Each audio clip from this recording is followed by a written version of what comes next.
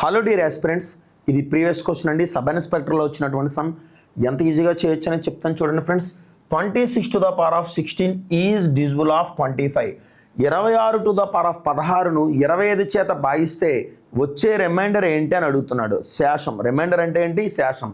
So చూసుకుంటే కనుక 26 to the power of 16 by 25 ఎలా నోట్ చేసుకోవచ్చు అంటే friends 25 plus 1 whole to the power of 16గా నోట్ చేసుకున్నాక బై 25 చేయాలండి. ఏం చేసుకోవాలండి?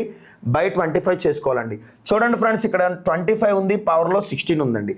ఇక్కడ గమనించారా, మనకి ఇక్కడ విషయం ఏంటంటే A plus B whole square ఏదైతే ఉందో అది A square plus 2ab plus B square, అవునా కాదా?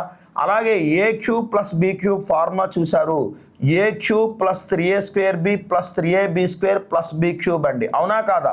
ఇక్కడ గమనించారా ఫ్రెండ్స్, ఏ ప్లస్ బి పవర్లో 2 ఉంటే కనుక మనకు 3 టర్మ్స్ వచ్చినాయి. ఏ ప్లస్ బిలో పవర్లో 3 ఉంటే కనుక మనకి 4 టర్మ్స్ వచ్చాయి. డియర్ ఆస్పిరెంట్స్ గమనించండి, పవర్ 2లో ఉంటే కనుక మనకు 3 టర్మ్స్ వచ్చి last term third term B square వచ్చింది. ఇక్కడ పవర్ 3లో ఉంటే కనుక మనకు లాస్ట్ టర్మ్ ఏమొచ్చిందంటే బీ క్యూబ్ వచ్చింది. 4 టర్మ్స్ వస్తూ లాస్ట్ టర్మ్ బీ క్యూబ్ వచ్చింది. అట్లాగే ఇక్కడ కూడా ఏంటంటే 25 to the power of 16 plus so on 25 terms పవర్లో మనకు తగ్గుతూ వస్తుందండి. 25 to the power 15 14 అట్లా వస్తూ లాస్ట్లో ఏంటంటే plus 1 whole to the power of 16గా రాసుకున్నాక డినామినేటర్లో 25గా రాసుకోవచ్చండి.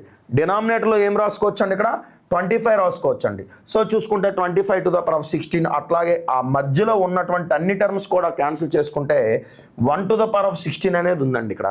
So 1 to the power of 16 అంటే కనుక మనకి చూడండి ఫ్రెండ్స్, లాస్ట్ టర్మ్ ఏంటంటే 1 ఉందండి, దానిపైన ఒక ఈవెన్ నెంబర్ ఉందండి. అది ఈవెన్ నెంబర్ ఉన్నా ఆడ్ నెంబర్ ఉన్నా పర్వాలేదండి, ఎందుకంటే ఇక్కడ ప్లస్ వచ్చినప్పుడు దాని గురించి ఇబ్బంది లేదండి. ఒకవేళ మైనస్ వస్తే పవర్లో ఆడ్ నెంబర్ వస్తే మైనస్ వస్తుంది, పవర్లో ఈవెన్ నెంబర్ వస్తే కనుక ప్లస్ వస్తుందండి. గమనించారు కదా?